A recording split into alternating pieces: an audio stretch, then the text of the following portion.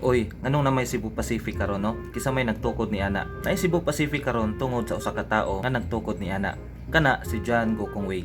Si John Gokong Wei na anak ni siya sa China katong August 11, 1926. Particularly dito sa Xiamen, no? Sa Xiamen, China. So kani sila unom sila ka magsuon ug siya ang kinamanghuran. Iyang mga igsuon sila Henry, si Johnson, si Eddie, si James ug si Lily. And by the way, kani si John Gokong Wei is junior ni siya. So sa una, ilang pamilya is dato na daan, no? Labi na iyang papa. Kaya iyang papa, si John Gokong Wei Sr. is naidako nga negosyo dito sa Cebu. Kana siya usa ka theater.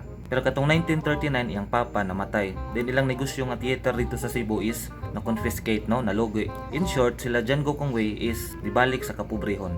So mao to, katong 13 years old na si John Gokong Wei is nagsugod siya pamaligya. Namaligya siya, nagsuro siya og mga products like kandila, sabon ug peanut.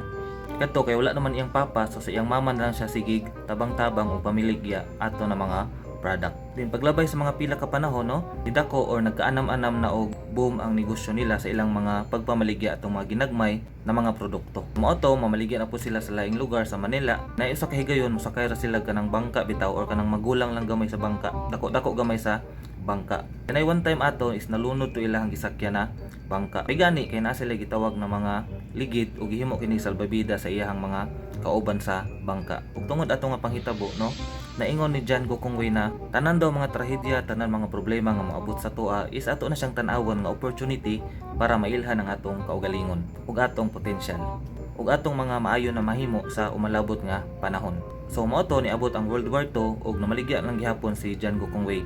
Namaligya siya og mga imnonon, namaligya siya og mga sigarilyo sa mga Amerikano. Namaligya pa siya og mga sanina, mga harina, prutas, mga newspaper, mga magazine. Ang iyang edad ato is 20 years old. Katong 21 years old na si John Gokong Wei is niabot na siya Luzon, niabot na siya Visayas o Mindanao sa iyang mga pagpamaligya. So mao to nakita ni John Gokong Wei na mas nindot daw mag-create og kaugalingon or own nga product para makatipid. Ato siya nagbuhat siya mga kaugalingon nga product, siya ang nag-create, siya ang nag-produce, din siya gihapon ang nagbaligya sa tibuok Pilipinas. Pero kato nga tayo magbiyahe paghihapon siya. Hantod ni dako, hantod ni boom iyang negosyo o nakabalik siya sa situation or sa stage or sa level na kwartahan. Kaysa una dato biya sila daan katong buhi pa yung papa, din nahimong pobre, din karon nahimo na po sila kwartahan tungod sa iyang paningkamot after pagkapatay sa iyang papa. Kini si John Gokong Wei grabe pud kaayo ka generous, no, manggihanatagon gihapon ni siya. Di same ra gihapon kang Ramon Ang. Naghatag ni siya og kwarta dito sa iyang mga charity, no, 100 million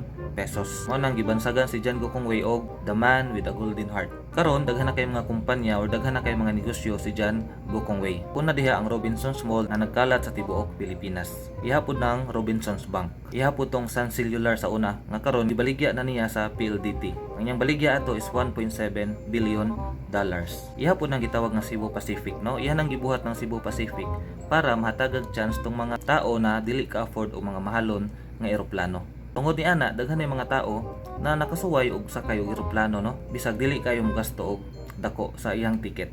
Ihapon ang gitawag na Universal Robina Corporation in which nagaproduce og mga pagkaon, no. Na sure ko kana siya atong ginagamit sa pang-adlaw-adlaw. Ang under sa Universal Robina Corporation ng mga pagkaon or mga product ipakita sa screen. So kay imong matan-aw kana ng mga product is ato jud ang ginakonsume, ginapalit, ginagamit or atong ginakaon, no, sa adlaw-adlaw. Katong November 9, 2019 namatay si John Gokong Wei. Iyang edad ato is 93 years old. And after a week ato namatay pud iyang asawa na si Elizabeth. Katong November 16, 2019 sa edad na 85 years old. Karon ang nabilin sa ilang mga negosyo, no, pamana ni John Gokong Wei ang iyang negosyo sa iyang mga anak. Unom ka mga anak. Kinamagwangan si Rubina, sunod si Lance, sunod si Lisa, sunod iyang kambal nga si Faith ug si Hope ug si Marcia. So ang lesson nga atong makita or makuha kang John Gokong Wei is ang pagbangon gikan sa pagkalugmok. Si John Gokong Wei nakasaksi haruhay nga panginabuhi katong buhi pa iyang papa. Nakasaksi pud siya sa paglagapak sa ilahang kumpanya, ilahang kinabuhi og nibalik po sila pagka pobre. Pero ang gibuhat is nagpadayon gihapon siya. Naningkamot, namaligya, nagkugi, wala nagtinagaw, nahimo siyang generous na tao. Mao nang karon sa ilang pamilya nibalik ang blessings nga gikan sa Ginoo. Bisag wala na si John Gokong Wei, makita gihapon nato ang mga kumpanya na iyang gisugdan, ang Cebu Pacific, Universal Robina Corporation, Robinsons Mall sa tibuok Pilipinas nga naghandle karon is iyahan ng mga anak.